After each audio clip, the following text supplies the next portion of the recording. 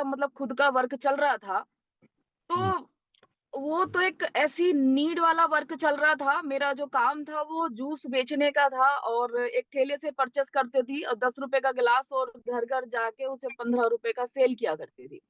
वो सिर्फ present time की जरूरतों को पूरा करने के लिए मेरा काम चल रहा था।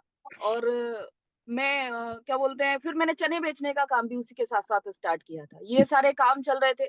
लाइफ स्टोरी की बात करूं सर, लाइफ स्टोरी तो बहुत लंबी है, मेरा पूरा सेशन ही लाइफ स्टोरी में चला जाएगा। मैंने जीवन में बहुत सारे उतार चढ़ाव देखे हैं, बहुत बहुत बुरे हालातों से मैं निकली हूँ। बस मैं इतना ही कहूंगी कि हालात बुरे आते हैं इंसान को मजबूत करने के लिए, कुछ निखर जाते हैं तो कुछ बिखर जाते हैं। और मैं उन बुरे हालातों से मैं निखरी हूँ, बिखरी बिल्कुल भी नहीं।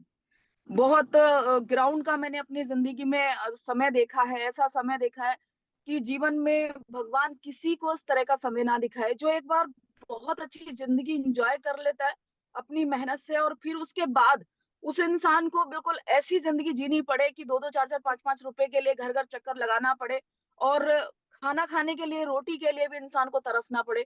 तो बहुत बहुत ज्यादा एक दर्दनाक समय रहता है। मैंने बहुत बुरा समय देखा है रेनेटस से पहले सर। तो अर्चना मैम, जैसे आपने बताया कि आप जूस घर-घर जाके सेल करते थे, चने बेचते थे। तो अचानक से जी। रेनेट का ख़्याल कैसे मन में आया या रेनेटस की अपॉर्च्युनिटी आपके पास कैसे पहुँच गई और आपने इसको किस वजह से शुरू किया? क्या कारण रहा आपका? क्या मकसद रहा? ऐसा रीज़न क्या मिला आपको रेनेटस से जो आपने रेंट सेलिंग में अपना कदम रख दिया? जी सर, रेनेटस का ख्याल नहीं आया, और कोई अपॉर्चुनिटी किसी के माध्यम से मुझे नहीं मिली। पहली बात तो जब हम अपनों को बताते हैं तो लोग बिलीव नहीं करते। मुझे तो जब मैं चने बेचने, जूस बेचने का काम करती थी, तो ये काम जो गया था उन ठेले वाले के पास गया था जहां से मैं जूस परचेस करती थी। तो जब जूस परचेस करते वहां से मैं बेचती थी, ये काम उनके पास गया था। और उन्होंने डायरेक्ट मना कर दिया था कि मैं तो इसको नहीं करूंगा, लेकिन एक लड़की है मेरे पास जूस सेल करती है, उससे बात करके देख लो, क्या पता वो कर ले। मेरे रूम पे लेके आए, मैं उस दिन के लिए थैंक यू करूंगी, उन पर्सन का थैंक यू करूंगी कि उस दिन रेनेटस से मैं इंट्रोड्यूस हुई और उन्होंने मुझे सिस्टम के बारे में बताया। तो देखिए सर, मेरे को सिस्टम वगैरह तो कोई भी चीज समझ नहीं आई थी, बिल्कुल भी। मैं बाय चॉइस नहीं आई हूँ रेनेटस में, बाय चांस आई हूँ। तो मुझे कोई नॉलेज नहीं थी, तो फिर उन्होंने मेरे को बताया। मुझे एक चीज समझ में आ गई थी कि मैं मतलब पूरा दिन बिजी रहती हूँ और अपने जूस और चने के काम में। तो मुझे लगा कि एक रेनेटस की डब्बी में उस समय जो रिटेल बच रहा था वो 500 रुपए का बच रहा था। तो मैंने सोचा कि मैं इतना वजन नहीं उठाना पड़ेगा, क्योंकि जब मैं चने बेचती थी और जूस बेचती थी ना सर, तो मुझे एक टेबल लेके अपने कंधे पे डाल के और ऐसे इसमें रस्सी डाल के इस कंधे पे डाल के ऐसे ले जाना, और पीछे जो पिट्ठू बैग होता था उसमें जूस के पैकेट डालना, और इस हाथ में चने और जो प्याज वगैरह जो मैं मसाला लगा के बेचती थी वो, और चाकू वगैरह सब इस हाथ में होता था। मेरे पास किसी का कॉल भी आ जाए तो मैं सामान को नीचे रखूंगी और फोन उठाऊंगी, रिसीव करके बात करके और उसे रख के फिर से सामान उठा के चलूंगी। बिल्कुल बहुत बिजी रहती। तो मुझे समझ आया कि रेनेटस की डिब्बी 200 ग्राम की भी नहीं है। मैं पूरे दिन मेहनत करके एक दो डब्बियां बेच दिया करूंगी। तो मैंने सिर्फ डब्बी बेचने के लिए रेनेटस को ज्वाइन किया था सर। ये कह सकते हैं कि आपका जो जूस का वज़न था, वो ज़्यादा था, रेंटस की डिब्बी का वज़न कम था। मतलब आपने वज़न तो एक जूस का कम करना शुरू किया, लाइफ का वज़न कम शुरू हो गया आपका धीरे-धीरे। ये बात मैं समझ रहा हूँ आपकी स्टोरी से तो। जी सर।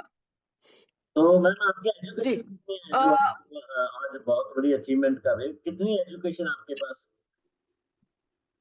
सर आपके एजुकेशन की बात करूं तो एजुकेशन मतलब इसमें इतनी एजुकेशन में लोग सिर्फ जॉब भी नहीं कर पाते। ग्रेजुएशन किया है मैंने, और ग्रेजुएशन भी कंप्लीट नहीं कर पाई थी।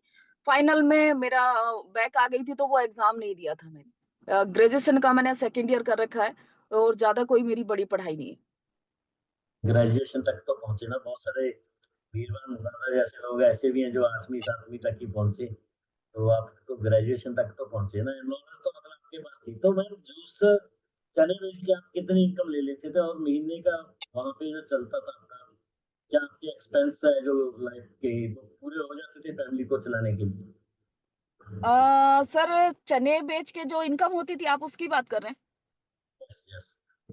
चने बेच के जो इनकम होती थी चने और जूस से, पूरे दिन में जो पहला दिन था मेरा वो मात्र 80 रुपए से हुआ था। पहला दिन मेरा 80 रुपीज से स्टार्टअप हुआ था। फिर उसके बाद धीरे धीरे धीरे धीरे मेरी जो अर्निंग थी वो हाईएस्ट 380 रुपए तक चली गई थी।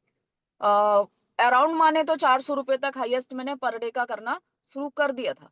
और पर डे में महीने की अर्निंग तो लास्ट वही जाती है 10-12 हजार रुपए। इसमें खर्चा भी तो आता है ना कुछ ना कुछ।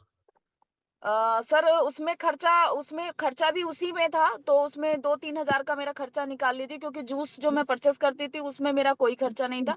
10 रुपए का ग्लास मिलता था, मैं आगे 15 रुपए का सेल किया करती थी। उसमें मेरा कोई खर्चा नहीं था। बस उसमें मेरी मेहनत थी। और जो मैं वजन उठा के घूमती थी वो 30-35 किलो से ज्यादा हो जाता था, और 6 किलोमीटर का मेरा बीच का सफर होता था। वहां से गांधी पार्क से देहरादून में क्लेमेंट टाउन टनल रोड पे मैं जाया करती थी। तो मेरा बहुत ज़्यादा वज़न था, वो सारी परेशानियाँ थी, इस वज़ह से मैंने यूरेनिटस को चुन लिया था। तो मैम से हम देखते हैं कि बहुत सारे लोगों के पास फाइनेंशियली चैलेंज थे। बहुत सारे लोग हेल्थ चैलेंज की वजह से भी है ना रेंटस में आए हैं। पैसे ना होने की वजह से बहुत सारे लोग काम नहीं कर पाते। तो आपकी शुरुआत कितने परसेंट से शुरू हुई? आपने 8%, 10 या 12, अगर सर 16 से सीखी तो पैसे का अरेंजमेंट किया या आपके पास प्रूफ थे उस समय? सर बात करूँ इस बात की, सवाल बहुत अच्छा है और बहुत सारे लोगों के पास पैसे होते भी हैं, तो उसको कई तरीके से लोग सोचते हैं कि हमने पैसा नहीं लगाना।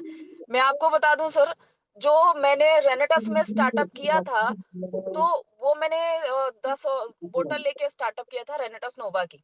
और वो रेनेटस नोवा की जो बोतल ली थी, तो वो मैं चने बेच के जूस बेच के जो पैसे इकट्ठे होते थे, मेरा क्या होता था, मैं जब चने और जूस बेचती थी तो जैसे 15 रुपए का ग्लास मैंने सेल किया, तो वहां से कभी मुझे 14 रुपए, 13 रुपए, गेट गेट से कभी 15 रुपए ऐसे मिलते थे। तो ऊपर की जो चिल्लड़ होती थी, जो खुले पैसे होते थे, वो मैं इकट्ठे कर लेती थी। और इकट्ठे करके और मैं किसी भी दुकान पे गई और उन्होंने मुझे 10-20 रुपए लिए और मेरे अकाउंट में ट्रांसफर कर दिए। जबकि किराना की दुकान वालों को खुले पैसे की जरूरत होती है, लेकिन वो पैसे मेरे अकाउंट में डालने के लिए कोई मुझे 500 रुपए के 10 रुपए ले लेता था, कोई 20 रुपए ले लेता था। और जब वो इकट्ठे चिल्लड़ करके लेके जाती थी, तो फील ऐसा होता था देख कर उस चिल्लड़ को, जैसे भीख मांगने वाला लेके आया हो। मैंने थोड़े थोड़े करके पैसे अपने अकाउंट में जुटाए थे। और जुटाने के बाद जो वो पैसा था, मेरी जगह कोई और होता तो शायद नहीं लगाता। वो ये सोचता कि इसमें मैं लगा दूं और कल को ये पैसे मेरे बर्बाद हो गए तो, मुझे वापस नहीं हुआ तो, मेरा डब्बा नहीं बिका तो, बहुत सारे सवाल दिमाग में चलते। लेकिन ये सब सवाल मेरे दिमाग में नहीं चले, क्योंकि मुझे खुद पे कॉन्फिडेंट था। मैंने कहा सोचा अपने मन में कि जब मेरे पास रोटी खाने के लिए पैसे नहीं थे, तब मुझे एक काम मिला। आज मैंने जो पैसे इकट्ठे किए हैं, लगभग धीरे-धीरे मेरे पास 6-7 महीने के अंदर लॉकडाउन के टाइम में मुझ पे 20-22 हजार रुपए इकट्ठे हो गए थे। तो मैंने 10 नोवा का ऑर्डर लगाया था स्टार्टिंग में सर। नोवा फिर सेल कर करके आपने दोबारा 16% पे अपनी आईडी को सर 16% पे करने के लिए मुझे पता ही नहीं था कि 40 बोतल से 16% होता था। मैं तो डब्बे उठाती थी और बेचती थी, उठाती थी, बेचती थी। लगातार अपनी आईडी पे परचेस करती रहती थी। फिर मुझे एक समय बाद एक मैसेज देखा मैंने ग्रुप में कि इसमें पैसा आता है कहीं से, रेनेटस के नाम से चेक बना है। ऐसे जब वहां मैंने ग्रुप में देखा, तो मैंने सर को कॉल किया। मैंने कहा सर मैं डब्बी बेच रही हूँ, मेरा तो कोई भी पैसा नहीं आ रहा कंपनी से, आप लोगों को कैसे आ रहा, रेंडर्स के नाम से तो आप लोगों को पैसा आ रहा है। तब उन्होंने बोला कि आपके सीनियर में आते हैं मिस्टर अवतार सिंह, वो बताएंगे कि पैसा कैसे आता है। तो जी। सर आए, सर ने सबसे पहले मेरे को बोला कि अपना स्टॉक इकट्ठा करो, तो स्टॉक से काम बड़ा होता है। तो मैंने कहा ठीक है। फिर मुझे ये भी नहीं पता था कि शुरू शुरू में क्या था ना सर, जब हम आईडी प्लेस करते थे और रेड आईडी होती थी, किसी के नाम से किसी के फोन नंबर से प्लेस हो जाती थी। और मुझे नहीं पता था इसमें टीम 1 और टीम 2 चलानी होती है। तो मैं तले ऊपर आईडी किसी के भी नाम से प्लेस करी, और उसमें 40 बोतल का एक ही बार में बिलिंग करती थी, क्योंकि 40 बोतल परचेस करने पे हमें उस समय कुछ डब्बी सस्ती पड़ती थी एक साथ कि मतलब वो उसको बिलिंग करने पे। तो मैं 40 बोतल उठा उठा के बेचना शुरू कर दिया था। मुझे नहीं पता सर कितनी आईडी में 16% पे कर चुकी हूँ। और एक आईडी 16% पे नहीं थी, आपने तो बहुत सारी आईडियां 16% पे डब्बे बेचे सर, मैंने पेटी पेटी भर भर के माल मंगाया ऐसा था। भी किया। जी तो सर। मैम जैसे आपके पास ना नॉलेज थी, ना स्किल थी, ना पता था टीम 1 क्या है, टीम 2 क्या है, कुछ पता नहीं था। तो इस समय आपके पास कॉन्टैक्ट लिस्ट तो होगी ना फिर बहुत बड़ी जब आपने शुरू किया। कितनी बड़ी कॉन्टैक्ट लिस्ट थी आपके पास जहाँ लोग बोलते हैं कि जो इसका फर्स्ट फेस है रेंटस को करने का या डायरेक्ट सेलिंग को करने का, उसमें क्या है अभी 4 वे से कर लो। तो आपके क्वेश्चन क्या थे? कॉन्टैक्ट लिस्ट क्या थी आपके पास? सर बहुत अच्छा सवाल है। और मुझे इस बात को पहले दिन को सोच के मुझे खुद हंसी आती है कि जब मेरे को स्टेज पे जब बोला जा रहा था एक बार कि ब्रॉडकास्ट बनाओ, जब मुझे नेटवर्किंग का विजन क्लियर हुआ, मैंने काम करना शुरू करा, तो मेरे फोन में तो नंबर थे। तो मैंने क्या किया, मैंने सर से बोला कि सब लोग बोले ब्रॉडकास्ट बना के प्रोडक्ट के ऑर्डर आने शुरू हो जाते हैं, तो मैंने अपना फोन उठा के सर को दिया। मैंने कहा सर मेरे फोन में ब्रॉडकास्ट बना दो। अब उन्होंने जब मेरा कॉन्टेक्ट लिस्ट का वो खोल के देखा ब्रॉडकास्ट बनाने के लिए, तो हंसने लगे। मैंने पूछा, मैंने कहा सर बना दो ना, सबके पास ऑर्डर आते हैं, आप हंस क्यों रहे हैं? और मैं बोल रही थी, मैंने कहा एक काम करना, इसमें 2-3 नंबर ऐसे हैं मैं बता दूंगी, उसे ब्रॉडकास्ट में मत जोड़ना। तो बोले ब्रॉडकास्ट तो बना दूं, तेरे फोन में तो मात्र 18 नंबर है। मेरे जो कॉन्टेक्ट लिस्ट में नंबर थे, जो मेरे सेव थे, मेरे फोन में मात्र 18 नंबर थे। और उसमें 3-4-6 नंबर ऐसे थे जिससे कि मैंने बोला, मैंने कहा सर इन वाले नंबर को ऐड नहीं करना, क्योंकि मैं इनको नहीं भेजना चाहती, जो इसकी टेस्टिमोनियल वीडियो है मैं नहीं भेजना चाहती। मात्र 18 नंबर थे। और वो सर देख के हंसने लगे और बोले कि किस चीज की ब्रॉडकास्ट बनाऊं, तेरे फोन में तो नंबर ही नहीं है। क्योंकि सर मैं जब जूस और चने बेचती थी ना, तो मैं उन लोगों के नंबर सेव नहीं करती थी। पहली बात तो किसी का कॉल उस लेवल से आता नहीं था, मुझे तो घर घर पहुंचाना होता था। मैं नंबर सेव नहीं करती थी। मैंने कहा मुझे इन लोगों से क्या लेना देना। तो मेरे फोन में मात्र 18 नंबर थे। मैंने वहीं से स्टार्टअप किया और आज बात करूं तो लगभग 7,000 के आसपास मेरे फोन में कॉन्टेक्ट लिस्ट है। तो आपके पास हो चुकी। तो वो लिस्ट आपने धीरे-धीरे अपग्रेड की, कैसे आपने वो लिस्ट को इतना बड़ा कर? सर जब मुझे बताया गया कि इस तरीके से यहाँ इसमें फोन में नंबर सेव होना चाहिए ब्रॉडकास्ट के लिए, तुम्हारा नंबर किसी दूसरे के फोन में जिसको आप सेंड कर रहे हैं उसके फोन में भी सेव होना चाहिए। और जब ये दोनों तरफ नंबर सेव होगा तो उस नंबर को आप ब्रॉडकास्ट के माध्यम से उस तक अपनी टेस्टिमोनियल वीडियो सेंड कर सकते हो। तो मुझे सबसे पहला जो मुझे काम दिया गया था, वो यही काम दिया गया था कि 250 लोगों के फोनों में अपना नंबर सेव कराओ और उनका नंबर अपने फोन में सेव करो। ऐसे मुझे बोला गया, तो मैंने फिर धीरे-धीरे लोगों को समझाया कि एक बहुत शानदार चीज़ आपको भेजने वाली हूँ और वो चीज़ देख के आपका दिमाग खुल जाएगा। आपको लगेगा कि मुझे यूज़ करनी चाहिए। आप एक काम कीजिए, मेरा व्हाट्सएप पे मुझे पहली बात तो मैं बोलती थी जो बंदे को कॉल करके मुझे हेलो भेजिए। मैं सोचती थी कि जब ये मुझे हेलो भेजेगा, मेरा नंबर सेव करेगा और ने सेव करने के बाद मुझे हेलो भेजेगा। तो उसने नंबर मुझे हेलो भेजा, तो उसने मेरा नंबर सेव किया और मुझे हेलो भेज दिया। और जा जाके मैं लोगों को अपना नंबर सेव कराती थी, अपना खुद नाम सेव कर करके ऐसे मैंने लगभग 200 से 250 नंबर अपने स्टार्टिंग में मैंने नंबर सेव कराए। तो मैम जब आप प्लान करने निकलते थे, तो आप प्लान के साथ निकलते थे? कैसे आपने शुरुआत की प्लान करने की? कैसे वो आपका माइंड सेट हो गया कि मैं प्लान करूँ? सर प्लान की बात करूं तो ये बहुत अच्छा सवाल है कि मैं अभी देख रही हूँ, जो वर्किंग में हूँ, तो बहुत सारे लोग आज भी अपने सीनियर से प्लान करवाते हैं। मेरा मुझे नहीं लगता कि मतलब मेरे 10-11 प्लान भी करे हैं मेरे सीनियर, 10-11 प्लान भी नहीं हुए हैं सर।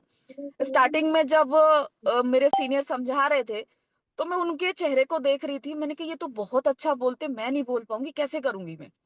मैंने उसी दिन एक दिन उनका प्लान सुना और सुनने के बाद शाम को मैंने घर आके बोला, जब मुझे रूम पे छोड़ा गया, तो मैंने बोला, मैंने कहा सर एक बात बताओ, मैं आपके जैसा प्लान देना और इस तरीके से बोलना कैसे सीखूंगी?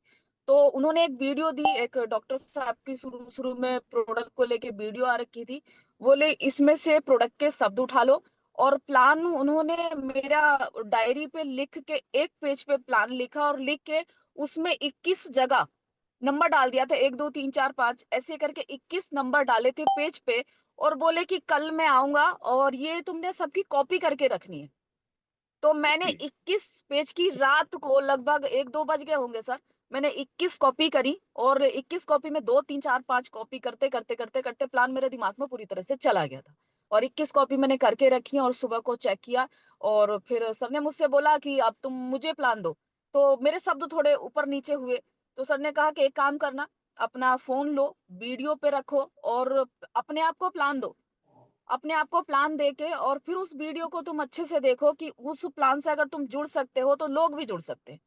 तो मैं ठीक है, फिर मैंने अपने आप को प्लान दिया और जब मैंने वीडियो सुनी तो मुझे उसमें 2-4 जो कमियाँ थी वो धीरे-धीरे मैं सुधारती ही चली गई और मैंने स्टार्टिंग से प्लान खुद से देना शुरू कर दिया था।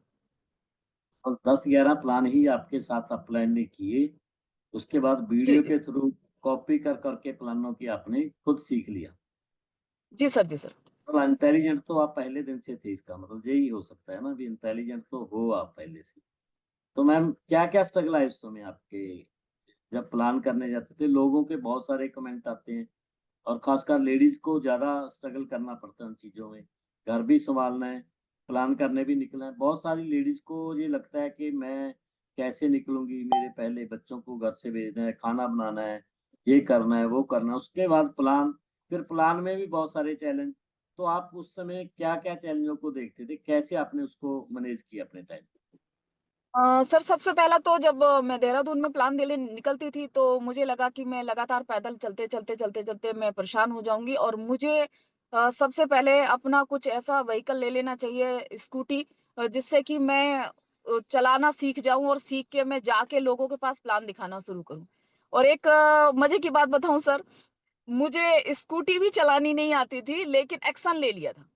कि जब एक बार आ जाएगी तो मैंने स्कूटी ली और स्कूटी 30,000 रुपए किसी से उधार लिए। थैंक यू उस बंदे का जिसने मुझे 30,000 रुपए दिए थे और 28,000 रुपए की सेकंड हैंड मैंने अवेटर ली और लेकर के जब वो घर आ गई तो जो पड़ोसी भाई थे मैंने उनसे बोला मैंने भाई मेरी स्कूटी घर लाके खड़ी कर दो। उन्होंने घर लाके खड़ी कर दी और वो स्कूटी खड़ी रहती थी और मैं रोज आती जाती तो मेरे दिमाग में आई कि स्कूटी कभी भी नहीं बोलेगी अर्चना आ बैठ मैं तुझे लेके चलूं, मुझे सीखना चाहिए। तो मैंने मेरे पास कोई था नहीं जो मुझे सिखा दे। मैंने यूट्यूब पे वीडियो देखी स्कूटी कैसे सीखी जाती है। फिर और यूट्यूब पे वीडियो देखने के बाद मैंने सर को सॉरी भाई को बोला जो पड़ोसी भाई थे, रूममेट थे बराबर में। उनसे बोला मैंने कहा भैया कोई ऐसा कोई यहाँ पे ग्राउंड हो जहाँ मैं स्कूटी सीख सकूँ, तुम मुझे छोड़ आओ। तो मैं सुबह-सुबह अपना चाय और पराठे खा के और चाय पी के मैं निकल गई थी और पानी लेके गई थी।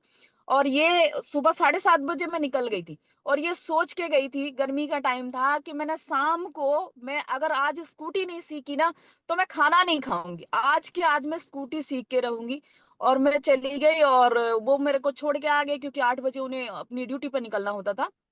फिर उसके बाद मैं वहां जाके एक ही बार में जो थोड़ा-सा मैंने यूट्यूब पे देख लिया था, चलाई गिरी और मैं 1 दिन के अंदर-अंदर शाम को जब आई थी, स्कूटी अपनी चला के लेके आई थी क्योंकि खुद से कमिटमेंट करके गई थी कि स्कूटी आज के आज मैं सीखूँगी मैं। पर उधर से जो चला के लेके आई थोड़ा-थोड़ा पैरों पे आराम से ले आई। बस गेट पे लाके खड़ी करी और भाई से बोला कि भाई स्कूटी मेरी अंदर कर दो, मेरे से अभी नहीं होने की है। तो एक ही दिन में स्कूटी सीख गई थी और खुशी बहुत ज़्यादा हो रही थी। जब खुशी बहुत ज़्यादा हो रही थी, तो मेरे को फ़ील कुछ नहीं हुआ, लेकिन जब रात को बिस्तर पे लेटी तो मेरे पूरे घोने ये जो घुटने ये कोहनी होती हैं और ये हाथों के फिंगर होते हैं, स्कूटी ऐसे गिर-गिर के मेरे पूरी बॉडी में कम से कम 8-10 जगह से ज़्यादा चोटें लगी हुई थी। लेकिन वो चोट फ़ील नहीं हुई क्योंकि स्कूटी सीख गई थी और उस बात का सवाल ये है कि चैलेंज आए प्लान दिखाने के लिए। फिर मैं जब निकलना शुरू करा तो मैं लोगों को कॉल करती थी। बात करूँ सर 20-25 लोगों को जब मैं कॉल करती थी, धीरे-धीरे मैंने नंबर इकट्ठे कर ही लिए थे और कॉल करती थी तो हाँ, तो सब बोल देते। एक लड़की थी लड़की की आवाज़ सुन के तो कोई भी मना ही नहीं करता। हाँ, तो बोल देते थे और बोलते थे ठीक है, आ जाओ मिलेंगे। क्योंकि मुझे बताया किसी को ये मत बोलो तुम प्लान के लिए आ रहे हो। क्योंकि जी। ये रास्ता ये चीज़ गलत है कि प्लान के लिए आ रहे हो ये नहीं बोलना है। मुझे शुरू-शुरू में ऐसा बताया कि प्लान के लिए मत बताओ, तुम सिर्फ मिलने जाओ और रैंडमली और उसको बोलो कि तब कि मैंने एक अभी हाल ही में काम शुरू करा है कि इसके बारे में थोड़ा बात कर लेते हैं। तो मैं ऐसे लोगों से बताना शुरू करती थी कि मैं आपसे मिलना चाह रही हूँ और मैं कब मिलूँ, कैसे मिलूँ? तो ऐसे करके धीरे-धीरे मैंने कॉन्टैक्ट बनाए लोगों से लेकिन 20-25 लोगों से हाँ कर दी। और मैंने देहरादून में जा-जा के लोगों से मिलने की कोशिश करी और एंड टाइम पे जब प्लान का नाम आ जाए, मेरे मुँह से निकल ही जाता था कि सर थोड़ा सही जगह पे बैठेंगे, थोड़ा-सा मैंने काम भी शुरू करा उसके बारे में बातचीत भी करनी है। तो प्लान के नाम से कोई मेरे से नहीं मिलता था, फिर मैंने देखा कि यहाँ कोई नहीं मिल रहा है। मेरा जो ससुराल था वो काशीपुर था कि यहाँ से कुछ कॉन्टैक्ट होंगे, तो मैं इन लोगों को प्लान दिखा दूँ। और ऐसा सोच के मैं वहाँ से देहरादून से काशीपुर जो है लगभग 200 कुछ किलोमीटर है। मैं वहां से सुबह सुबह सर्दी का टाइम, और मैं 3:30-4 बजे स्कूटी लेके वहां से निकलती थी। 4 बजे से पहले पहले मैं निकल जाती थी, और निकल के मैं पहुंचती थी वहां पे काशीपुर। और काशीपुर पहुंच के जब मैं लोगों को कॉल करती थी, तो कोई भी पूरे दिन, मैं पूरे दिन वहां कॉल करती रहती थी, और मुझे एक भी बंदा मेरा कॉल रिसीव नहीं करता था प्लान के नाम पे। और मैं शाम तक बिल्कुल पूरी तरह से हताश हो जाती थी, एकदम निराश हो जाती थी। मैंने कहा डिसीजन तो ले लिया है कि अपना नाम बनाऊंगी, बड़ा काम करके दिखाऊंगी, ये सारे काम करूंगी, एक भी बंदा मेरे से प्लान के लिए मिलने को तैयार नहीं है। हालात उस समय इतने खराब थे कि हर रोज दिमाग में ये आता कैसे करूंगी।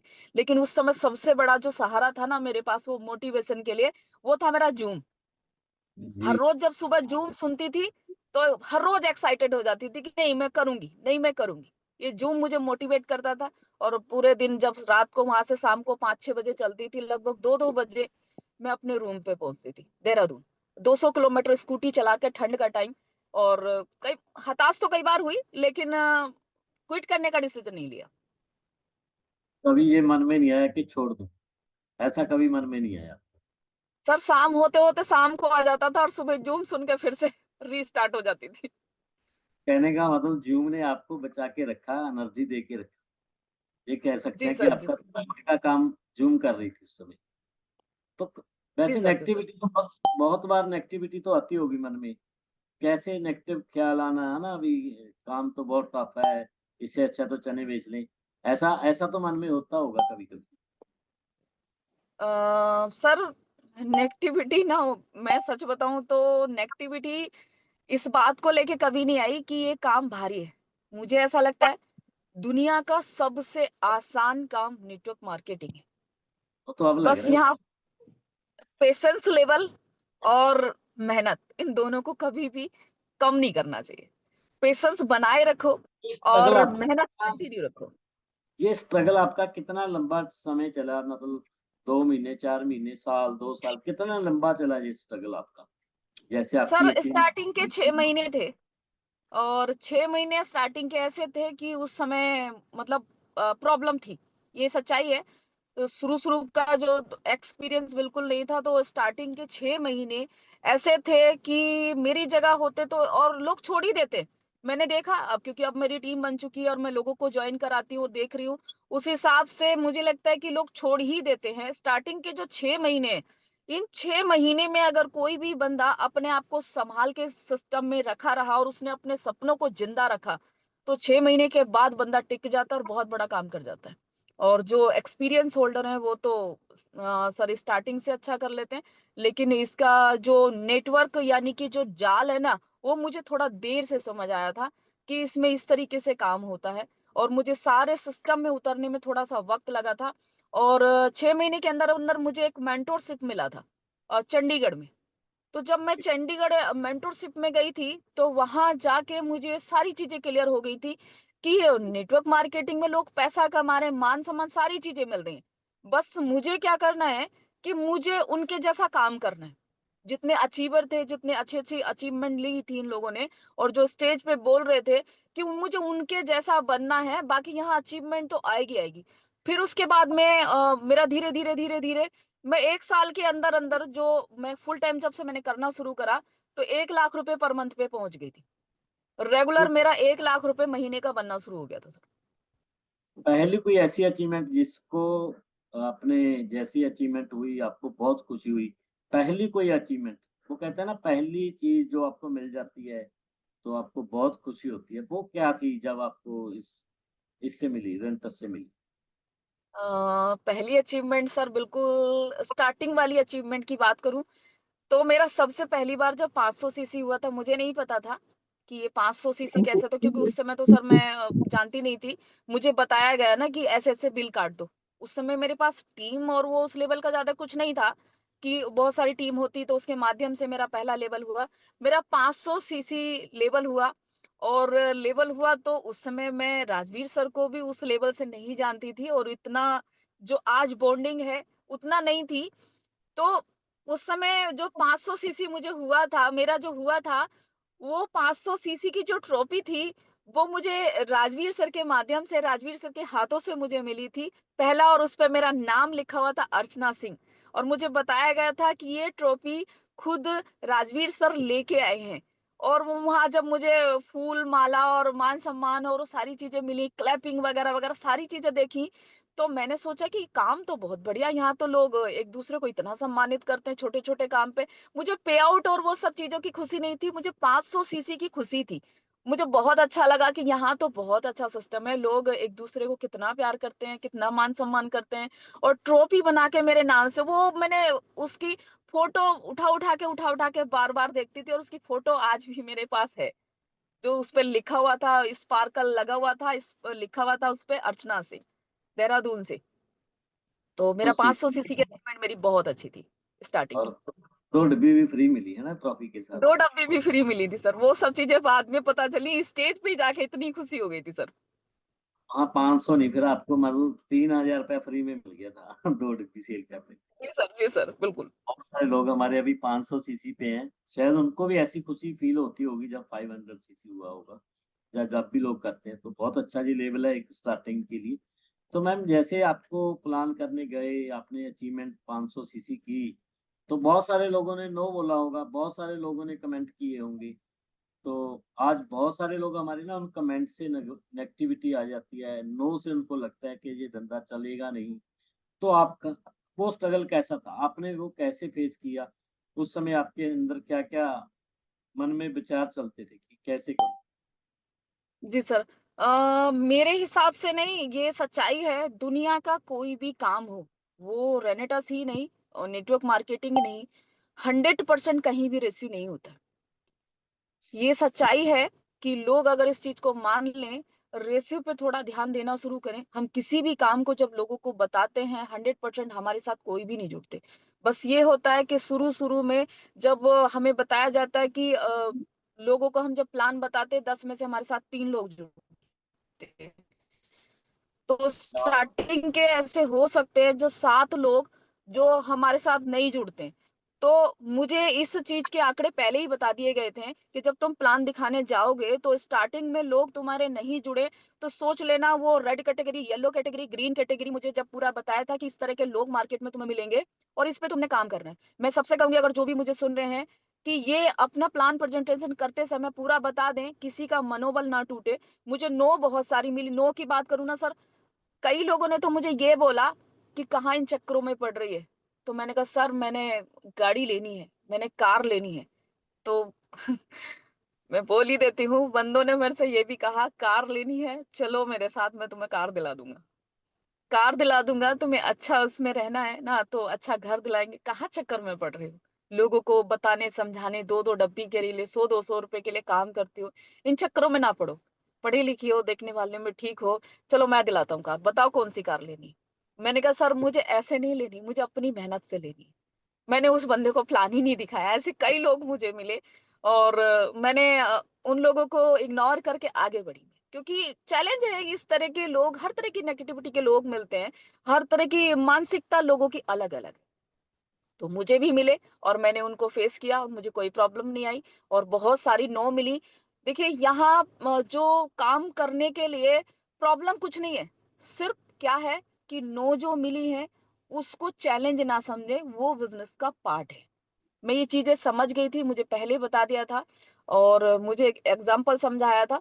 एग्ज़ाम्पल ये समझाया था कि ऐसे मान के चलिए कि एक दुकानदार से पूछा गया तुम्हारे पास कितने कस्टमर आते हैं? तो बोला कि 100 कस्टमर आते कि सामान कितना खरीदते कि 15 कस्टमर खरीदते हैं मात्र। आंकड़े बताए 15 कस्टमर। तो उससे बोला गया दुकान वाले से कि तो फिर तुम 85 85 लोगों को एंटर क्यों होने देते हो? आते सामान खोलते, गंदा करते, गंदगी फैलाते और पानी-वानी पीते, आपका नुकसान करते चले जाते। तो बताया गया कि वो जो आते ना हमारे 100 कस्टमर उसमें से कुछ नहीं पता होता। कई बार जो 15 कस्टमर होते हैं वो सबसे लास्ट वाले भी हो सकते हैं। तो 85 लोगों को इसलिए फेस करना पड़ता है। तो मुझे भी बताया गया कि 100 लोगों में से तुम्हें ऐसे लोग मिलेंगे, 20 से 30 लोग तुम्हारे साथ जुड़ जाएँगे। 33 का रेशियो आता है, 60-70 लोग अगर तुमने स्टार्टिंग में फेस कर लिया, हमें नहीं पता कि तुम्हें येलो कैटेगरी के पहले मिल जाएँ या रेड कैटेगरी के पहले मिल जाएँ या ग्रीन कैटेगरी के पहले मिल जाएँ। लेकिन ये सच्चाई है 100 लोगों में से 100 नो किसी को आज तक ना मिली, ना मिले। ये बात मुझे बताई गई थी। तो मैं लग गई, मैंने कहा ठीक है। जब भी कोई मुझे मना करता था तो मैं सोचती अच्छा ये येलो कैटेगरी का है।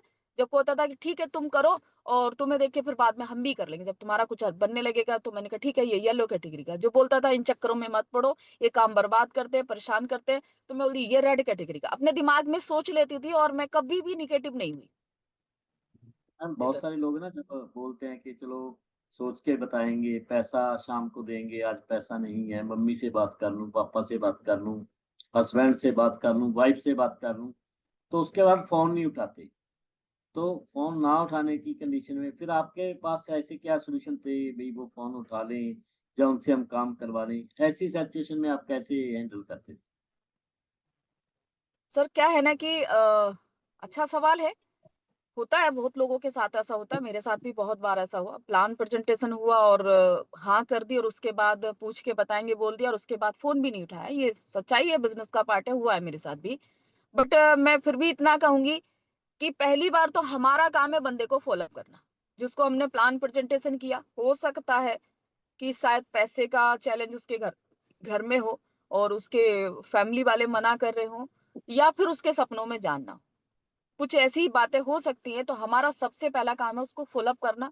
उसे बिजनेस में जो पैसा आ सकता है, जो अचीवमेंट मिल सकती है, उसको उसको पूरा विजुअल कराना। अगर उसको ये चीज दिख गई, मैं जानती हूँ कि जब अपने फायदे का सौदा होता है तो कोई किसी से नहीं पूछता, कोई चैलेंज नहीं आता। पैसे का भी कोई चैलेंज नहीं होता। जब उसको ये फील हो गया कि ये काम बहुत लाजवाब है और इससे जिंदगी बन सकती है, तो बंदा हमारे साथ साइन अप कर ही लेता है, और वो जुड़ जाता है, जुड़ के अच्छा काम भी करता है। बट जो जिन लोगों को हम फॉलो अप नहीं करते, ये सोच के छोड़ देते कि चल छोड़िए, तो मना ही कर रहा है। हो सकता है एक दो बार फॉलो अप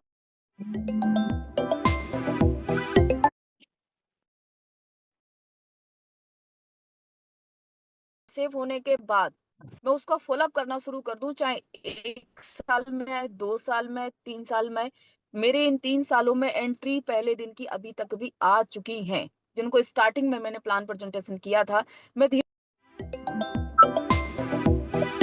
जैसा हो रहा, आज ऐसा हो रहा, बताती रहती हूँ। जी सर। कंडीशन में बहुत सारी महिलाओं को आती होंगी, तो क्या उन लोगों को ब्लॉक कर देना चाहिए? नहीं सर, या उनको मेरे को नेटवर्क मार्केटिंग जब पहले नहीं करी थी, तो पहले तो किसी का कॉल नहीं आया। कभी कोई कॉल मैसेज वगैरह या किसी ग्रुप में जोड़ना, ये सब मेरे साथ पहले कभी नहीं हुई। लेकिन जब मैंने रेनेटस में आई और रेनेटस में आके काम करना शुरू करा, लोगों को प्लान प्रेजेंटेशन शुरू किया, तो जब लोगों को धीरे धीरे पता चलने लगा कि ये भी नेटवर्क मार्केटिंग करती हैं, तो मुझे नई नई कंपनियों के जो प्लान देना शुरू किया था, मैंने उन लोगों को ब्लॉक किया। या फिर कोई लड़की समझ के उल्टे सीधे कमेंट करते थे, उन लोगों को ब्लॉक किया। वरना वैसे मैंने किसी को ब्लॉक नहीं किया, कि मुझे काम के लिए बंदा जो बार बार तो कह रहा है और मैं उसे ब्लॉक नहीं किया। ऐसे ऐसे लोगों को कोई चांस नहीं देना चाहिए कि उनका फॉलो अप लगाएं या उनको ना चाहिए, उनको तो डायरेक्टली, क्योंकि ये वुमेन्स के लिए काफी दिक्कत वाला सवाल रहता है, मैं इसलिए ये कर रहा हूँ कि उनको तुरंत ब्लॉक जी कर सर। देना चाहिए। आपको यही लग रहा है ना बोल के? अ, नहीं सर, मतलब मेरे कहने का ये मतलब है कि कुछ लोग तो जेन्युइन होते हैं और कुछ लोग फेक भी होते हैं। बस जैसे फेसबुक से मेरे फ़ोन में इस समय मैं बात करूँ, तो लगभग 300-400 से ज़्यादा नंबर मेरे फ़ोन में इस समय फेसबुक से हैं। लेकिन सब के सब जेन्युइन नहीं है। कुछ लोग तो सिर्फ़ मेरी वीडियो देख के, मेरा फ़ोटो देख के मेरे को कॉन्टैक्ट कर लेते हैं, और वो बात करने की, आज भी मेरे से बात करने की कोशिश करते हैं। मैं कहती हूँ कि जाके पहले मेरी पूरी प्रोफ़ाइल देखो और उसके बाद बात करना। जब वो पूरा प्रोफ़ाइल देख लेता है, तो वो देख लेता है कि प्रोफ़ेशनली वर्क है और इसमें बात करने के लिए, ये काम के लिए बोलेंगे, तो फिर वो मुझे बात नहीं करता। मैं फीमेल जो जितनी नई फीमेल हैं इसमें आई हैं, रेनेटस में स्टार्टअप लिया है, अभी जूम पे मुझे सुन रही हैं। मैं उनसे कहना चाहूँगी, कुछ लोग तो जेन्युइन भी होते हैं और कुछ लोग फेक भी होते हैं, और लेडीज़ के अंदर एक मतलब एक सोचने समझने की क्षमता बहुत ज़्यादा होती है कि ये बंदा हमसे सिर्फ़ हवा-हवाई बात कर रहा है या जेन्युइन बात कर रहा है। तो बस थोड़ा-सा अपने जो हमारा फीमेल एक पॉइंट है उसको थोड़ा-सा अ, मतलब कहने का है कि उसको यूज़ करें, कि कौन हमारे लिए अच्छा है और कौन हमारे लिए बुरा है। प्रॉब्लम तो आती है, लेडीज़ को और ज़्यादा आती है।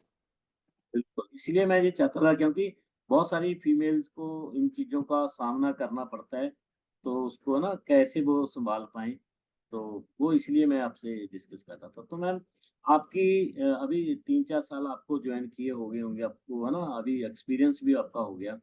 तो जैसे जी। आपने बोला लोगों के है ना, अगर समझ में कहानी आ जाए तो लोग ज्वाइन कर लेते हैं। मतलब वो क्या ऐसा, मतलब कोई ऐसा पॉइंट जो आपको लगता हो कि सामने वाले को समझ आ जाए, ऐसी कोई 2-4 बातें कि हम उनको प्रेज़ेंटेशन में बता पाएँ कि भई उसके समझ आ जाए, वो ज्वाइन हो जाए हमारे साथ। वो क्या ऐसा शो करें? अ, देखिए सर, जब स्टार्टिंग में हम साइन अप करते हैं तो हमारी कोई बहुत बड़ी अचीवमेंट नहीं होती है। तो जितने भी स्टार्टअप लोग हैं, तो वो इस बात को जब किसी को जाकर प्रेजेंटेशन करेंगे तो सबसे पहले उनसे पूछते हैं कि तुम्हारा कितना बन गया। तो जो नए लोग हैं वो जाके प्लान प्रेजेंटेशन जब करते हैं तो उनको ये बोलना चाहिए कि मेरी जस्ट स्टार्टिंग है और इसमें बाकी बहुत सारे लोग ऐसे हैं जो बहुत अच्छा पैसा कमा रहे हैं। और कुछ लोग ऐसे भी होंगे जो स्टार्टिंग बहुत टाइम पहले कर चुके हैं और फिर किसी कारण वो थोड़ा-सा स्लो हो गए थे और काम अच्छे से नहीं कर रहे थे, लेकिन अब अच्छे से करना चाहते हैं, तो ये बात क्लियरली बोल सकते हो। देखिए, झूठ बोलने से कुछ भी नहीं होता। सामने वाले को ये प्लान बताते समय बोल दें कि मैं पिछले दिनों में अपने पर्सनल अपने किन्हीं कारणों से मैं उस लेवल से काम नहीं कर पाया, लेकिन रेनेटर्स में अब मैं बहुत फुल्ली अच्छे तरीके से काम करने के लिए उतर गया हूँ और अभी मेरी बहुत बड़ी अचीवमेंट नहीं है। अगर आप मेरा साथ दो, मिलके हम दोनों जने काम को बड़ा करेंगे, बड़ी अचीवमेंट करेंगे। उनको कुछ और जो पुराने लोग हैं जिनकी अचीवमेंट है, जाएँ और पूरा सिस्टम को समझाएँ, पूरा सिस्टम की क्वालिटी बताएँ। कई बार ऐसा होता है कि हम ना प्रोडक्ट को लेके तो अपने जाके फील्ड में इतना बताते हैं कि सामने वाला बंदा सिर्फ प्रोडक्ट के बारे में सोच के पीछे रह जाता। क्या? कि यहाँ तो हमें जाके प्रोडक्ट सेल करना पड़ेगा, प्रोडक्ट की इतनी क्वालिटीज़ है, इसकी सारी हमें याद करनी पड़ेंगी, प्रोडक्ट के बारे में हमें डॉक्टर बनना पड़ेगा, क्योंकि जो प्रोडक्ट के बारे में ज़्यादा बड़ी प्रेज़ेंटेशन कर देते हैं और बिज़नेस प्लान की उस लेवल से बता नहीं पाते, तब तक बंदे का ना दिमाग उससे हट चुका होता है, क्योंकि किसी भी इंसान को बहुत लंबा बंदा सुन ही नहीं पाता है। तो कोशिश करें कि अपने प्रोडक्ट के बारे में थोड़ा बताएँ, क्योंकि हमारा सेलिंग का बिज़नेस नहीं है कि हाँ, हर महीने उठाना है, कंडीशन है, वो सब चीज़ें अपने बिज़नेस में नहीं है। तो आप कोशिश करें कि जाएँ और 5 मिनट अपने प्रोडक्ट पे लगाएँ, प्रोडक्ट लाजवाब है अपना और अपने बिज़नेस प्लान पे ज़्यादा टाइम लगाएँ और बिज़नेस प्लान में जितनी मास्टरी करनी है कर लें कि हमारा बिज़नेस प्लान है, इसमें पैसा कैसे-कैसे देता है, इस तरीके से देता है। इसमें हमारा सेल्स ग्रोथ बोनस पे इतने सारे हमें अगर कुछ अच्छी स्टडी करनी है तो अपने 12 लेवल के नाम याद रखें, कौन से लेवल पे कितना पे आउट आ रहा है उसको याद रखें। अपना फ्यूचर प्लान क्या है कि हमारा इसमें सेल्स ग्रोथ बोनस है। फ्यूचर प्लान को प्रेजेंटेशन करें, बताएँ, वहाँ उसको ये दिखाएँ कि तुम्हारा फ्यूचर सिक्योर है। आज के टाइम तो रेनेटस में जॉइन कराना बहुत आसान हो गया है, क्योंकि कंपनी ने शानदार इस समय जो सेल्स ग्रोथ बोनस लेके आई है कंपनी, बहुत अच्छा है। इसके माध्यम से लोगों को बहुत ईज़िली जॉइन कराया जा सकता है। फ्यूचर के बारे में ज़रूर बात करें और पूरा समझाएँ कि अगर हमने यहाँ से स्टार्टअप लिया, बाइनरी से हम ये कर सकते हैं, लेकिन ये सेल्स ग्रोथ बोनस हमारा यहाँ 35 करोड़ के सेल्स ग्रोथ बोनस है और 35 करोड़ को आप इतने दिनों में कंपनी ने इस पूरी सेल्स के 12 पे आउट बनाए हैं। पहले पे आउट कितना है और लास्ट पे आउट कितना है, कौन से लेवल पे आउट कितना है, पूरा बंदे को सामने वाले को पूरा समझाएं और समझाएं। अगर उसको समझ में आ गया, उसे लगा कि ये सारी चीजें मेरे को मिल सकती है, इजी करके बताएं। प्लान को कभी भी टफ करके ना बताएं। कुछ लोग ऐसे हैं कि प्लान जब रिटर्न करते हैं ना, लिखते हैं, तो ऐसा लगता है कि जैसे मतलब टाइपिंग वाली मशीन से टाइप कर रहा हो। वो बहुत बढ़िया क्वालिटी से प्लान को लिखते हैं और सामने वाला सोचता है कि मेरी तो ऐसी राइटिंग भी नहीं है। ऐसा प्लान तो मैं कभी कर ही नहीं पाऊँगा, तो इसका मतलब ये काम मेरे लिए नहीं बना। बड़ा सिंपल और बड़ा आसान शब्दों में सामने वाले को अपना प्लान प्रेज़ेंटेशन करें और प्रोडक्ट पे कम टाइम लगाएँ और मुझे ऐसा लगता है कि जिसको ये चीज़ें समझ में आ गई और जो अपने फ्यूचर को लेकर के बहुत ज़्यादा पॉसेसिव होगा, तो वो 100% हमारे साथ जॉइनिंग करेगा। पर बहुत सारे लोग एक्सक्यूज़ करते हैं, घर से बाहर नहीं निकल पाते, उनको सर्दी लग रही है, गर्मी लग रही है, कभी बारिश लग रही है। तो बहुत सारे लोग ऐसे कंडीशन में फँसे रहते हैं कि सुबह घर पे निकले, एक प्लान किया, फिर वापस आके घर पे खाना खा रहे हैं दोपहर का, फिर गए, कोई मिला नहीं, किसी ने फ़ोन नहीं उठाया, फिर शाम को आके घर पे सो गए। तो ऐसे जो लोग रहते हैं, आपको क्या लगता है, उनको क्या आप सजेस्ट करना चाहोगे? कैसे इन कंडीशनों से बाहर निकलने की? सर, इसमें तो मैं एक सबसे पहला वर्ड तो ये बोलूँगी कि सोच बहुत छोटी है, सबसे पहला वर्ड। सोच बहुत छोटी है। दूसरी चीज़, दुनिया का ऐसा कोई भी काम नहीं है, जो घर में बैठे-बैठे आपको करोड़पति, अरबपति बना दे, आपके सपने पूरे कर दे। हर काम के लिए बाहर निकलना पड़ता है। और जो मिडिल वर्ग के लोग होते हैं ना, उन्हें तो उनके काम तो उनके बाहर जाके ही है। एक प्रोफेशनल वर्क जब हो जाता है, वीआईपी वर्क जब हो जाता है, उस समय घर में रह के किया जा सकता है। लेकिन जब हमारा काम ना मिडिल और लोअर बर्थ वालों के जो काम है, मैं अपना बात कर रही हूँ और मैं मिडिल क्लास से लोअर बर्थ वालों के लिए बात कर रही हूँ, कि ये हमारी लाइफ के जो काम है ना, वो घर से बाहर जाके ही है।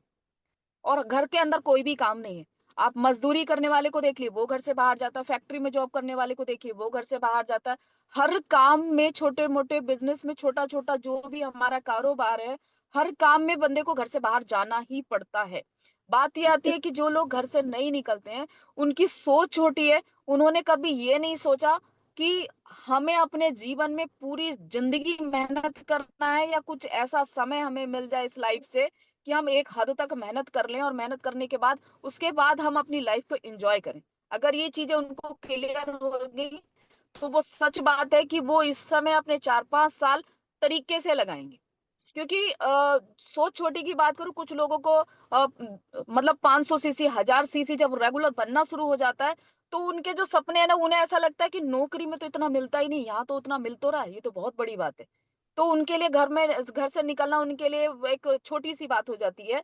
क्योंकि 1000 सीसी पे भी बंदा 40,000 रुपए पर मंथ पे पहुंच जाता है, और 40,000 की प्राइवेट सेक्टर में जॉब नहीं है। और ऐसे लोगों के लिए तो बिल्कुल भी नहीं है, जो मतलब एग्जाम्पल मेरी ही बात ले लीजिए, कि जैसे मैं भले ही ग्रेजुएशन कर रखा है, वो भी सेकंड ईयर का तक पहुंची हूँ, तो मेरे लिए 40,000 की कोई फील्ड में जॉब नहीं थी। तो अगर मैं सोच लेती कि मुझे जॉब से तो ज्यादा अच्छा आ रहा है, कंफर्ट जोन में अगर चली जाती, तो शायद मैं यहाँ तक नहीं पहुंच पाती। तो मैं उन सब से कहूंगी कि अगर आप घर से टाइम से नहीं निकल रहे हैं, और आप कंफर्ट जोन में आ चुके हैं, और उसको 10, 20, 30 हजार, 40,000, 50,000 को आप समझ रहे हैं कि बहुत अच्छी अर्निंग आ रही है, तो ये चीज गलत है। क्योंकि यहाँ 10, 20, 50 हजार वाला बिजनेस अगर बंदा घर में रहना शुरू कर देगा, तो धीरे धीरे कब 1000, 2000 पे आ जाएगा, और कब जीरो पे आ जाएगा पता भी नहीं चलेगा।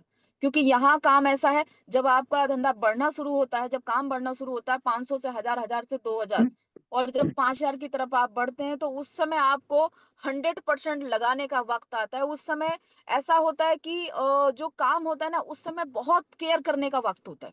क्योंकि हमें बहुत आगे जाना, केयर करने के वक्त पे लोग घर में बैठ जाते हैं, कंफर्ट जोन में चले जाते हैं, घर से टाइम से निकलना बंद कर देते हैं। सर, जब मैंने अपना काम स्टार्ट किया था, क्या उन दिनों बारिश नहीं पड़ी थी? क्या उन दिनों ठंड नहीं पड़ी थी? क्या उन दिनों हवा नहीं चली थी? क्या उन दिनों धूप नहीं चली थी? सारी चीजें थी, मैंने सबको फेस किया। मुझे बताया गया था कि 1 साल टोटल सीजन अपने ऊपर उतार ले अर्चना, तो फिर उसके बाद तेरा जो वर्क है, वो इजी वर्क हो जाएगा। मेहनत रहेगी, लेकिन थोड़ा आसान हो जाएगा, तेरे पास कार आ जाएगी। तो मैं उन सबसे कहूंगी कि थोड़ा कंफर्ट जोन से बाहर आए, और अपना टाइम टू टाइम घर आना, और घर से रोज नौकरी की तरह निकलना। तो नौकरी जैसा ही पैसा आएगा, इससे बड़ा पैसा नहीं आएगा। कहने का मतलब ये है, अभी हमें उस समय और मेहनत लगाने की ज़रूरत होती है, जब ये लेवल आ जाते हैं 500, 1000, 2000 सीसी। तो बिल्कुल उसके सर, ये बाद वक्त ऐसा होता है, जिसने संभाल लिया सर, वो बहुत आगे जा सकता है मेरी तरह। जी तो सर, हमारे ये भी सर लोगों की तरह। आपने बोला कि उस समय फिर बंदा कार के बारे में ही सोचने लग जाता है। तो पहली कार आपने कौन-सी ली? जो फर्स्ट कार ली अपनी? सर, सबसे पहले जो कार ली थी, तो वो कार ली थी वैगनार। वैगनआर हम तो लोगों ने चलानी वैगनार ली थी। जी सर। ड्राइविंग और आती थी? वैगनार। जी सर। ड्राइविंग आती थी उस समय? नहीं सर, मैं आपको उस समय का थोड़ा-सा बताती हूँ। काशीपुर से थे एक पर्सन, मिस्टर मुख्तियार सर। तो वो बाइक वहां से जब वैगनार हमारी शोरूम से निकली, तो वहां से वो चला के ले आए। और चला के लाने के बाद फील्ड में मैं और मुख्तियार सर, अवतार सर और हरदीप भाई, ऐसे हम 4 लोग थे। और ला के फील्ड में खड़ी करी, और करके मुझसे बोले कि आओ मैडम बैठो। तो मैं सोची मजाक कर रहे होंगे। मैंने कहा हाँ हाँ बिल्कुल बैठ जाऊंगी। बोले हाँ सच में बैठो। जब उन्होंने 2-3 बार ये बात बोली, तो मुझे उनके चेहरे को देख के लगा सीरियसली मेरे से बोल रहे हैं, इस पे बैठो, क्योंकि मुझे ड्राइविंग नहीं आती थी। लेकिन उन्होंने जब बैठा दिया, बोले बैठो, मैं सोची फोटो वोटो खींचेंगे, कोई बात नहीं। तो मैं बैठ गई। बैठ के बोले कि ऐसे से गाड़ी स्टार्ट करो, और ऐसे से करना शुरू करो। जैसे मुझे बताया, तो सर कॉन्फिडेंस तो शुरू से था। तो मैंने उसको चलाना शुरू करा, वो चलने लगी। और चलने लगी तो मुझे अच्छा लगा, मैंने ये तो चल रही है। और चल रही है, मैंने वहां 2 राउंड लगाए, और 2 राउंड लगा के बोले चलो रोड पे लेके चलो। और मुझे रोड पे लेके गए और रोड पे ले जाने के बाद बस पहली बार ये था कि स्पीड जो थी ना, वो 60 से नीचे नहीं आ रही थी। तो मैंने कहा ये तो इससे बोले कम करो, कम करो। मैंने कहा कम हो ही नहीं रही, कम कैसे होनी? बोले कि जो हमारी रेस होती है ना, वो ऐसी होती है जैसे पेन की नींव। धीरे-धीरे, धीरे-धीरे दबाओ। और ऐसे करके मैंने पहले दिन ही रोड पे गाड़ी चला दी। घबराहट बहुत हुई थी, पर मज़ा आया था, अच्छी लगी थी। और रोड पे चलाने के बाद सबने मेरे से गाड़ी ले ली और लेके फिर बाद में फिर मैंने अच्छे से सीख के चलाना शुरू करा। अभी आपने एक नई गाड़ी ली है, वो कौन-सी गाड़ी ली है? क्या फीलिंग है? कितने की वो गाड़ी आई है जो अभी-अभी आपने बाय की? तो आपको बधाई भी अ, दूँ इसके लिए, कांग्रेचुलेशन भी बोलता हूँ। Thank you sir. और उसके बाद हमने फिर ली ओरा गाड़ी। 10.5 लाख की, पहले लगभग 8 लाख की सीएनजी वाली हमने वैगनआर ली। फिर उसके बाद गाड़ी हमने ओरा ली और उसके बाद अभी जो गाड़ी ली है वो स्कॉर्पियो एन है, luxury top model. 27 lakh, 27 lakh रुपए की गाड़ी है। और इसकी फीलिंग की बात करूँ तो मैं आपको सबसे लास्ट में बताऊँगी इसके बारे में, और मैं पूरा आपको गाड़ी दिखाऊँगी सबसे लास्ट में। Next sir. तो मैम और आप कितने विदेश टूर किए? क्या फीलिंग रही उस समय की आपकी? विदेश टूर सर मैंने 6 फॉरेन ट्रिप अचीव किए हैं। सबसे पहला फुकेट था, फिर वियतनाम था, फिर इंडोनेशिया बाली था, कजाकिस्तान अलमाटी था और फिर अज़रबैजान, हाँ, बीच में पताया का टूर था, बैंकॉक पताया। और अभी लास्ट अज़रबैजान बाकू गए। अज़रबैजान बाकू ही है शायद, अज़रबैजान बाकू। सर इतने सारे टूर हो गए हैं तो अब तो 6 टूर ट्रिप हो चुके हैं। जी सर। रेंटस से पहले कभी हवाई यात्रा की थी या रेंटस में आके ही आपने पहली बार एयरप्लेन की फीलिंग ली? सर रेनेडस से पहले तो मुझे ये भी नहीं पता था कि फ्लाइट में बैठने के लिए हम बिना पासपोर्ट के, यानी कि डोमेस्टिक फ्लाइट, हम टिकट लेके बस की तरह सफर कर सकते हैं। मुझे ये भी नहीं पता था।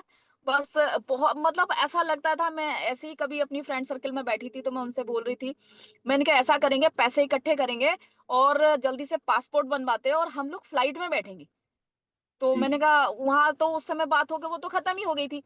फिर जब मैं रेनेटस में आई, रेनेटस में आने के बाद 1 अप्रैल 2023 को मैं थैंक यू करूंगी उस दिन के लिए अवतार सर को। अवतार सर ने बोला कि चलो मुंबई चलते हैं फ्लाइट से। मैंने कहा मुंबई फ्लाइट से? मैंने कहा मैं कैसे जाऊंगी, मेरा तो पासपोर्ट बना हुआ नहीं है। तो सर बोले वहां पासपोर्ट की जरूरत नहीं पड़ती है और हम ऐसे ही चले जाएंगे। मैंने ऐसे कैसे चले जाएंगे? बोले जैसे हम ट्रेन का और बस का टिकट लेते हैं, वहां भी उसका टिकट का थोड़ा प्रोसेस अलग तरीके से होता है, टिकट लेके हम चले जाएंगे। मैं ठीक है। उस दिन की खुशी के ठिकाने नहीं थे और मैं सोच रही थी, मैंने कहा आज तो मैं हवाई जहाज में बैठूंगी। और शुरू स्टार्टिंग में सुबह से उठ के हम एयरपोर्ट पहुंचे। और जब जी। मेरी पहली एंट्री एयरपोर्ट पे हुई तो मैंने देखा कि एयरपोर्ट पे सर इतनी भीड़ थी, इतनी भीड़ थी। मैं उस समय जाके देख रही, उन सब लोगों को देख रही ऊपर से नीचे तक। मैंने कहा मैंने तो कभी इतना आईएसबीटी बस स्टॉप पे इतनी भीड़ नहीं देखी जितनी यहाँ एयरपोर्ट पे।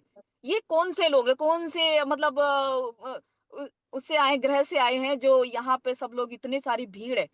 मैंने वहां जाके सब चीजों को देखा। फिर एक चीज मैंने अपने लिए फील करी कि मैं जिंदगी में बहुत पीछे थी, कि ये भी दुनिया के लोग हैं और ये भी हमारे इंडिया के लोग हैं और इंडिया के मतलब वर्ल्ड के लोग थे। बट मैं सोच रही कि इंडिया के यहाँ कितने लोग हैं और यहाँ पे एयरपोर्ट पे अकेले लड़कियां अकेले घूम रहे हैं, 15-16 साल के जो बच्चे हैं वो अकेले अपना अपना लगेज लेके अकेले घूम रहे हैं। तो मैंने हम दुनिया में बहुत पीछे थे। तो मैंने उस दिन फिर से थैंक यू करा रेनेटस का और अचीवर ग्रुप का। मैंने कहा कितना शानदार प्लेटफॉर्म मिल गया कि मुझे ये दुनिया देखने का मौका मिला और मेरी सोच वहां से फिर से बहुत बड़ी हो गई थी। जितने लोग मुझे सुन रहे हैं, मैं सबसे कहना चाहूंगी कि ये दुनिया में जो चीजें बनी है ना, इंसान ने बनाई है और इंसान के लिए बनाई है। इसका एंजॉय जरूर करें। और जो फ्लाइट का सफर था वो लाजवाब, तो बहुत अच्छा था। और कहते हैं ना कि फ्लाइट में जब बैठ के ऐसे करके उड़ते हैं तो पेट में अजीब सा होता है, वो जो कुछ नहीं हुआ, क्योंकि खुशी इतनी ज्यादा थी, मैं सबको फील कर रही थी। उसमें बैठना, उसको सीटों पे बैठना, उसकी एंट्री, उसके जो वहां वॉइस चलती है उस पे उड़ान के टाइम ये होगा, सारी चीजों को मैंने फील किया। और जब आसमान छुआ उसको फील किया। और जब मैंने ऊपर जाके नीचे देखा तो सब जगह ऐसा लगता था कि आज मैं ऊपर आसमान नीचे, मुझे फील हुआ। क्योंकि थोड़ा सा दिन छिप चुका था और लाइटें जल चुकी थी। तो उस समय बहुत अच्छी फीलिंग थी, एकदम गुड फीलिंग थी। शाम को लगभग 7:30 बजे हमने फ्लाइट से टेक ऑफ किया था वहां पे। बहुत बहुत अच्छी गुड फीलिंग थी। उस समय समझ आ गया था कि जिंदगी जीना तो अब शुरू किया है। आसमां रह जानी नीचे, तो वो जूस बेचने वाली आसमां को छू रही है अब। तो मैम जी सर। हाईएस्ट आपने कितने का लिया रेंटस से? हाईएस्ट पे आउट की बात करूं सर, स्टार्टिंग में तो 222 का पे आउट बना था। रेनेटस से एक बी का हम लोगों का जो पे आउट रहा वो 7.5 लाख रुपए का रहा, और हाईएस्ट महीने की अर्निंग जो थी वो 12 लाख रुपए तक ले चुके हैं। और जो रेगुलर अर्निंग की बात करूं, अभी लास्ट मंथ का जो पे आउट बना है सर, वो हमारा पे आउट है 8,24,000 कुछ का। एक एक महीने का पे आउट। हाँ, 8,24,000 एक महीने का पे आउट। और मैं बार-बार सोचती हूँ, अगर मैं जूस बेच रही होती तो ये 8 लाख रुपए तो मुझे लगता है मैं जीवन में कभी जुटा भी नहीं पाती। तो मैम अभी आपने इतनी बड़ी अचीवमेंट ली, इतना कुछ आपने है ना धीरे धीरे धीरे करके लिया, कितने साल हुए हैं आपको अभी और कितनी टोटल इनकम आप ले चुके लगभग जो टोटल अर्निंग है लगभग 2.5 करोड़ रुपए आ चुके हैं सर। हैं? करोड़ रुपए कितने सालों में? हाँ। फुल टाइम की बात करूँ तो वो तो 3.5 साल जो बड़ा पैसा आया है तो वो पिछले 2 ढाई साल से आया है सर। 2 ढाई साल में आपको बड़ा जी। पैसा आना शुरू हुआ, मतलब टोटल 3.5 साल। तो 3.5 हाँ, 3.5 साल में। पहले तो मैंने प्रोडक्ट बेचे और कभी किसी को बता दिया, समझा दिया कि डब्बे ले लो, डब्बे पे ज़्यादा काम करती थी, प्रोडक्ट पे ज़्यादा काम करती थी। मुझे भी इस सब चीज़ों की नॉलेज नहीं थी। मैंने देखा दुनिया के जो काम है ना वो वन हैंड मार्केट है, तो उनमें उतना बड़ा नहीं हुआ और मैंने भी लगातार डब्बियाँ बेची, तो बस इतना था कि हाँ, जॉब से, जूस से, उन सब चीज़ों से मुझे लगा कि ये डब्बी बेचने में काम बढ़िया चल रहा है क्योंकि 500 रुपए बच जाते थे। तो उस चीज़ों को देखते हुए मेरा ऐसे ही लगभग 1.5 साल ऐसे ही निकला। 3.5 साल से मैं फुल टाइम काम कर रही हूँ और दिलो-जान से कर रही हूँ, गाइडलाइंस में रह के कर रही हूँ। तो ये 3.5 साल की मेरी 2.5 करोड़ की अर्निंग है। और अभी मैंने पिछले दिनों में एक प्लॉट भी लिया है आईएस, जो वहाँ हरिद्वार से लेके देहरादून को जो हमारा हाईवे है, उस हाईवे में मैंने प्लॉट लिया है। मेरे प्लॉट के सामने में जो लीला एम्बियंस होटल बन रहा है। मैंने जो प्लॉट परचेस किया वो 55 लाख का किया था, और अभी जस्ट उसकी 6 महीने के अंदर जो उसकी मतलब इस समय वर्थ है, वो लगभग 75 लाख से प्लस की हो गई है। बहुत तेजी से वहाँ प्लॉट के रेट बढ़ रहे हैं। और क्या क्या आपने यहाँ से अचीवमेंट करके जो आपने है ना खुशी देने वाले मूवमेंट है, जैसे प्लॉट लिया, गाड़ियां ली, और हाँ क्या सर। क्या पहला पहला जो मेरा जो फ़ोन था सपने पूरे वो किए?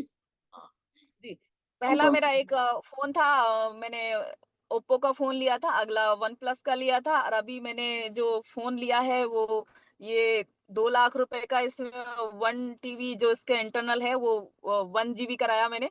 ऐसे करके 2 लाख का लगभग ये कैश में मैंने फ़ोन लिया। और पहले हम लोगों ने जो ली थी वैगनआर गाड़ी ली थी, फिर ओरा, फिर अभी जो ली है 27 लाख की, यानी कि 27 लाख की Scorpio and top model luxury ये ली है। और मेरे जो बच्चे हैं इस समय वहाँ के देहरादून के टॉप 5 यूनिवर्सिटी में आता है, आप कोई भी गूगल करके देख सकता है। तुलास करके यूनिवर्सिटी है, उसमें मेरा बड़ा बेटा पढ़ रहा है। उसकी जो फीस है 1 साल की वो लगभग 6 से सवा 6 लाख है, और उसका ऊपर के खर्चे सारे अलग रहे। और दूसरा बेटा भी मेरा लास्ट अभी उसने कोर्स की डिमांड करी है, वो आने वाला है। और अभी प्लॉट ले लिया है, मेरी एलआईसी चल रही है, एसआईपी चल रही है। और सर धीरे-धीरे, धीरे-धीरे मतलब लाइफ ऐसी हो गई है कि जो 3 साढ़े 3 सालों में मेरे पास आया है, अगर पर्सनल कामों में जाती तो अगले 30 सालों में भी नहीं बना पाती। तो मैम अभी कितने आपका स्टेट में काम जा चुका है, कितनी मार्केटें आप ओपन कर चुके स्टेट की बात करूँ तो सर जो डिसीजन है वो तो इंडिया भर में काम करने का। अभी जो है यूपी में अच्छे लेवल से काम चल रहा है, उत्तराखंड में चल रहा है, राजस्थान में चल रहा है, और गुजरात में चल रहा है, छत्तीसगढ़ में चल रहा है। और कुछ एंट्री मुंबई से भी है, कुछ एंट्री बिहार से भी है, कुछ जैसे उड़ीसा वगैरह यहाँ से बाहर से भी एंट्री है, और कुछ जो काम चल रहा है हिमाचल प्रदेश में भी चल रहा है। ऐसे इन सारे स्टेटों में काम चल रहा है सर, और दिल्ली में भी है। तो मैम लास्ट में हम आपसे, क्योंकि समय भी हो रहा है हमारा, लास्ट में मैं जी। पूछना चाहूँ, बहुत सारी महिलाएं हमारे साथ जुड़ी हुई हैं जिनका विजन है, उनको भी लगता है मैं भी 2 करोड़ 4 करोड़ 5 करोड़ कमाऊं। तो बहुत सारे स्ट्रगल आज वो भी कर रही हैं, तो महिलाओं के लिए आप क्या सजेशन करोगे, कैसे वो आगे बढ़े?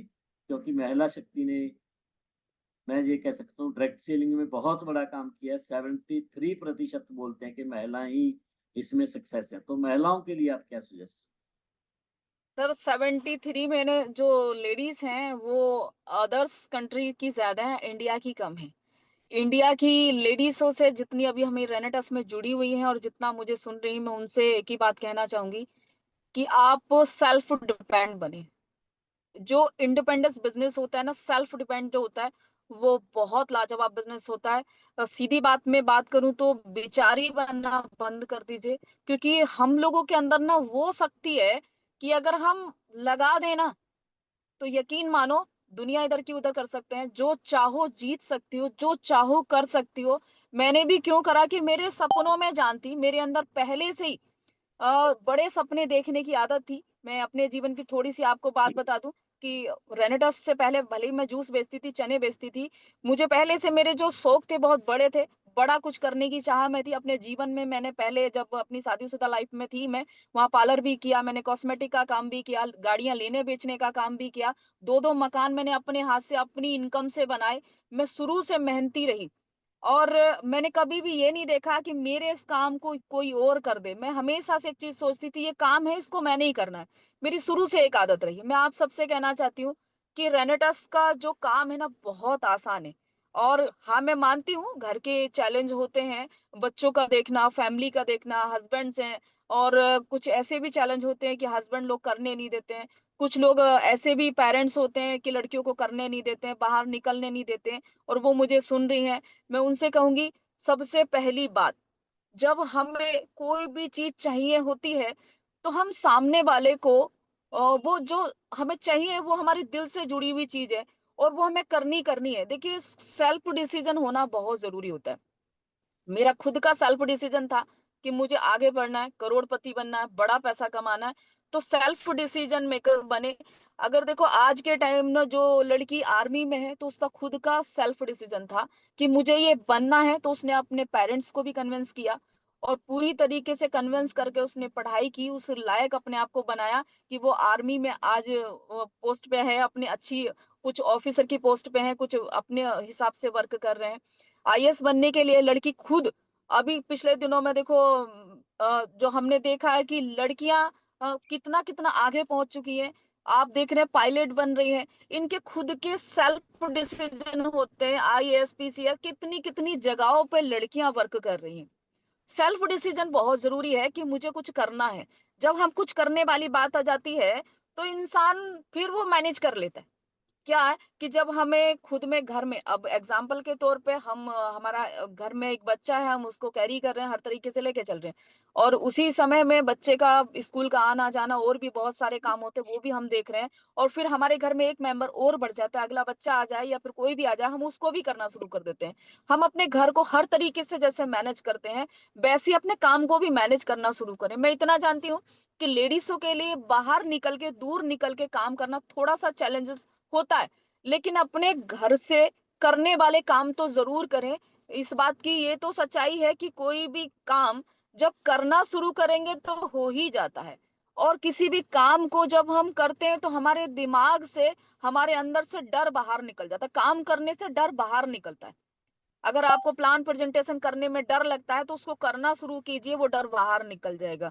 अगर आपको गाड़ी चलाने में डर लगता है तो उसे करना शुरू कीजिए, डर बाहर निकल जाएगा। कोई भी काम को जब हम करना शुरू करते हैं उससे डर हमारा बाहर निकल जाता है। जितनी लेडीज हैं, सेल्फ डिपेंड बने, मैनेज करें। लेडीजों के अंदर वो पावर है जो वो कर सकती हैं, अगर करने पे आ जाए तो कर सकती हैं। अपने हस्बैंड्स को, अपने पेरेंट्स को सच्चे दिल से, अच्छे से कन्विंस करने की कोशिश करें कि मुझे ये करना है। क्योंकि जब हमारा दिल से जुड़ा सपना होता है ना, तो हम सामने वाले को कन्विंस कर ही लेते हैं, अगर हमने खुद की अचीवमेंट के लिए अगर कदम बढ़ा दिया है तो। क्योंकि जब जो एक डॉक्टर है, एक इंजीनियर है, एक कोई भी लड़की अपनी जगहों पे है, तो उसने स्टार्टिंग में जब पढ़ाई की बात करी होगी तो उसके पेरेंट्स ने भी मना करी होगी। आर्मी के लिए जब लड़की ने बोला होगा कि मुझे आर्मी में जाना है, मुझे ये बनना है, मुझे ऑफिसर बनना है, आर्मी ऑफिसर बनना है, तो उसके पेरेंट्स ने भी मना किया होगा। ये हर घर में होता है। लेकिन उसका जो मिशन एंड विजन था वो स्ट्रांग था। उसने अपने पेरेंट्स को भी कन्विंस किया कि मुझे ये करना ही करना है। हम कितनी सारी मूवीज देखते हैं कि हर जगह पेरेंट्स अपनी लड़कियों को पीछे खींचते हैं कि नहीं, ये नहीं करना, ये नहीं करना, ये नहीं करना। लेकिन जब उसके इरादे स्ट्रांग होते हैं तो वो कन्विंस कर लेते हैं। आपके इरादे स्ट्रांग है, रेनेटस से पैसा कमाना है, तो अपने लोगों को कन्विंस कीजिए। और उनसे एक एक मैसेज और उन लोगों के लिए है, माफी चाहूंगी, उस चीज का बुरा मत मानना।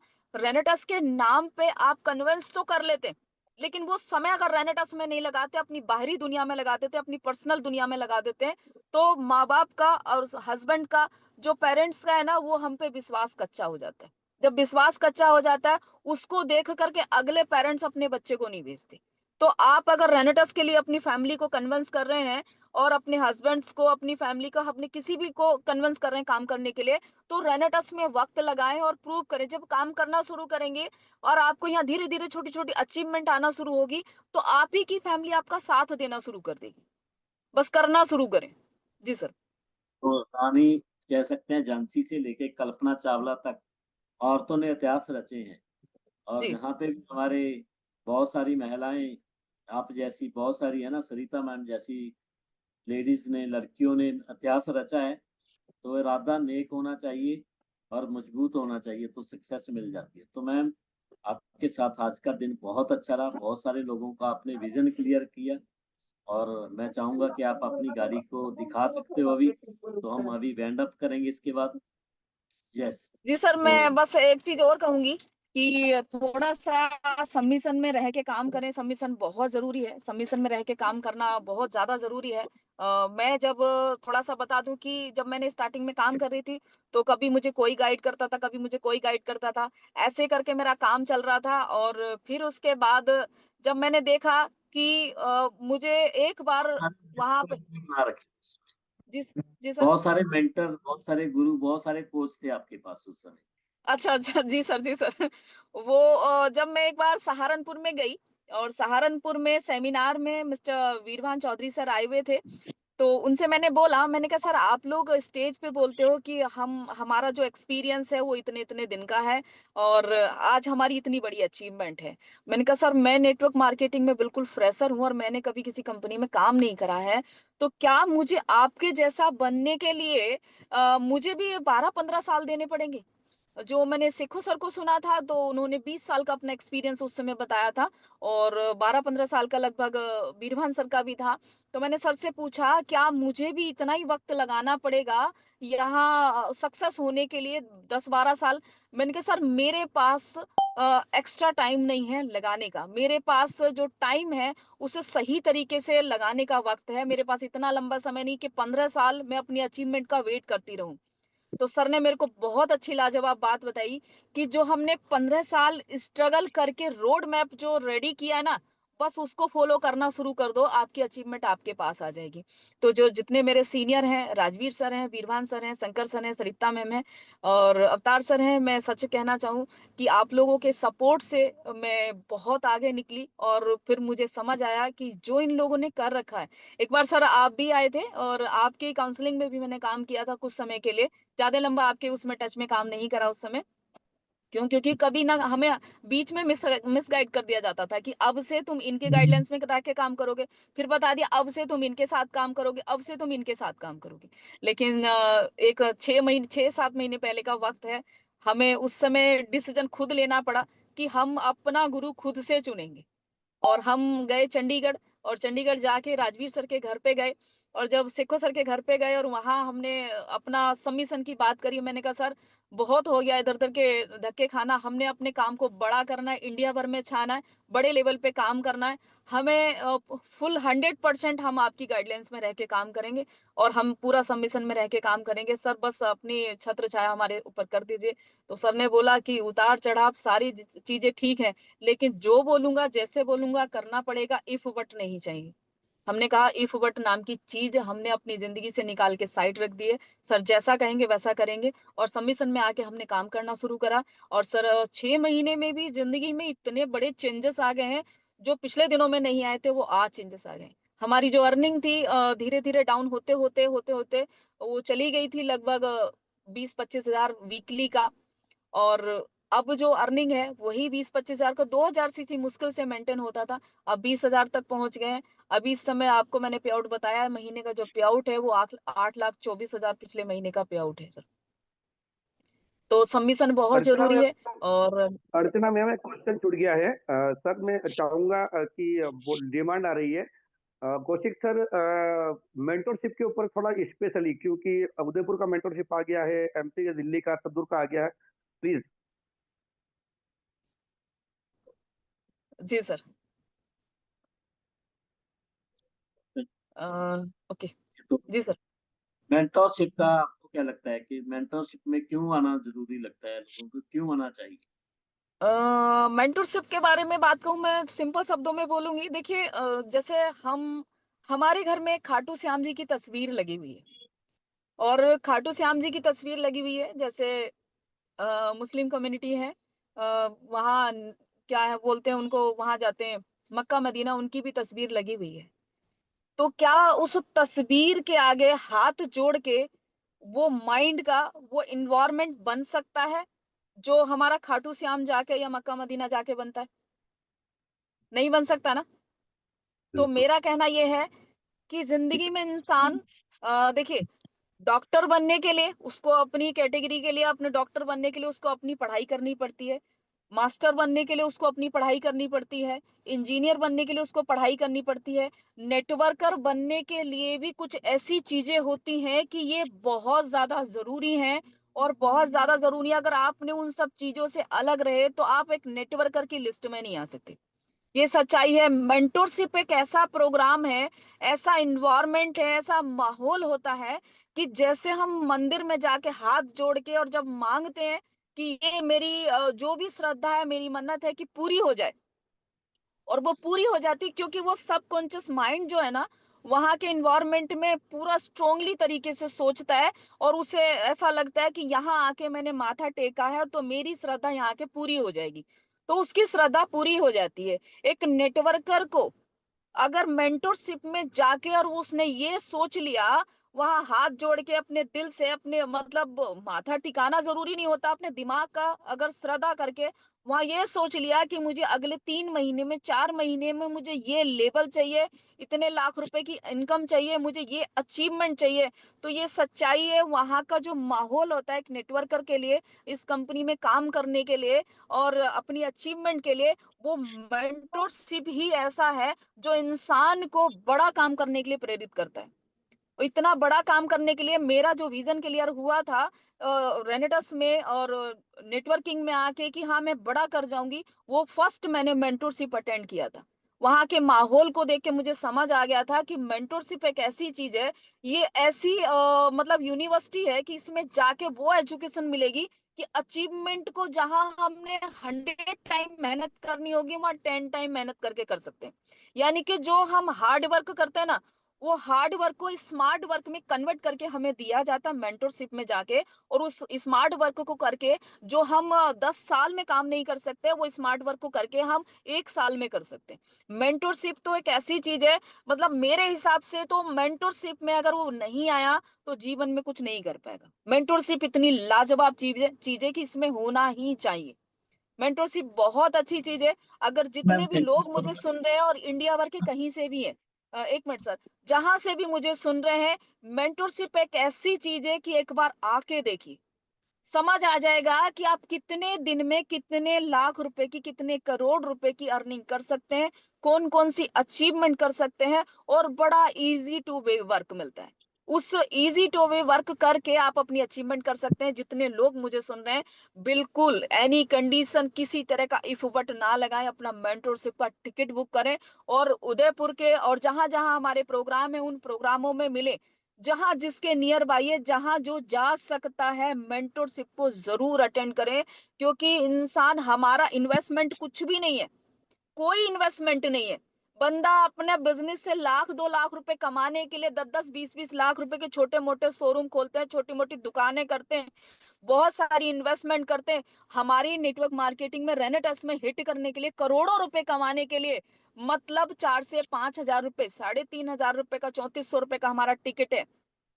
उस टिकट को खर्च करके 1,000 1,500 का आना जाना हो जाएगा। एग्जाम्पल, 5,000 रुपए आपके खर्च हो जाएंगे। ये 5,000 रुपए आपको करोड़ों रुपए कमाने का ऐसा रास्ता दे देंगे।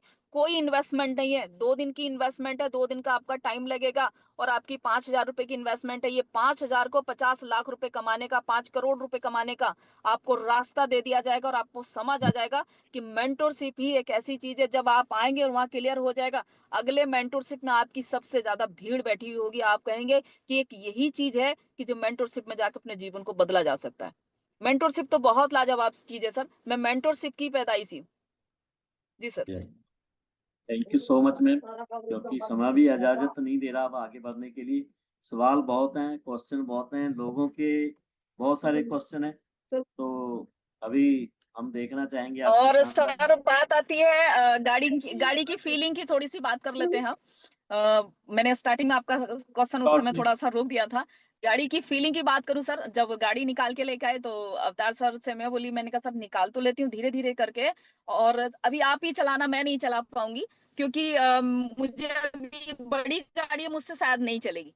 लेकिन जब मैं गाड़ी में बैठी और बैठ के मैंने जब उसको चलाना शुरू करा, मुझे ऐसा लगा कि जितनी बड़ी गाड़ी होती है उतनी ज्यादा कंफर्ट होती है। देखिए सर,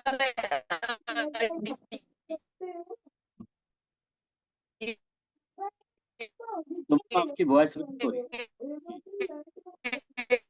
वॉइस वॉइस ब्रेक हो रही है आपकी।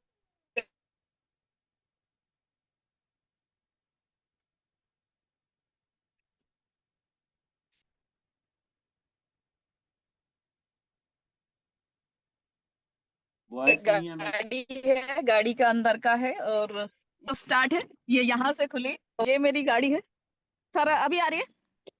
यस यस, जी मैम।